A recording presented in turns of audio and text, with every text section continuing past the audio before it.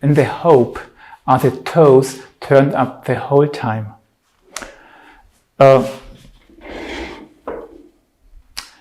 For my opinion, no. Because it has a purpose. What for do we use the toes in turning them up?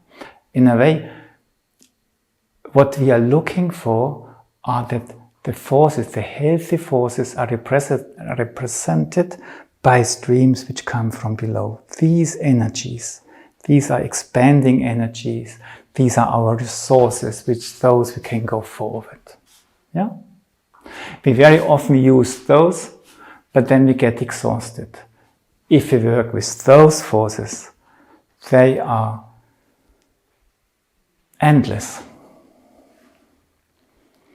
Because they are connected with our deeper will. Yeah? And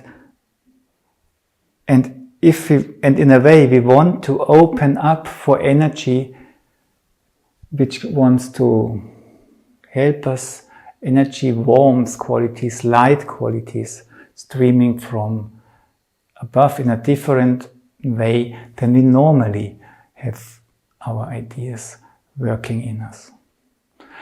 And for this, we use the toes to increase the stream coming from above. When we do, and now maybe we do it together, or I just show it, who wants, we just stream down. Wait a little bit that you can join in. And then we make this bowl. And that's the bowl outside, and we feel the light there. And with the toes here, we create a stream which goes in the body here, and which creates this space there, the sun in here.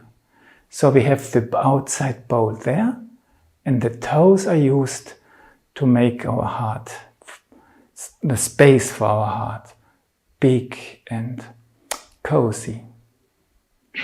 And then when we let go, we let the toes go, that the stream down is free. It's not just, it does not meet another stream from there, but we keep the heart big. We made with our toes, that's this space big. And when we come down, we try to keep this space big, but we do not use our toes anymore to create this size.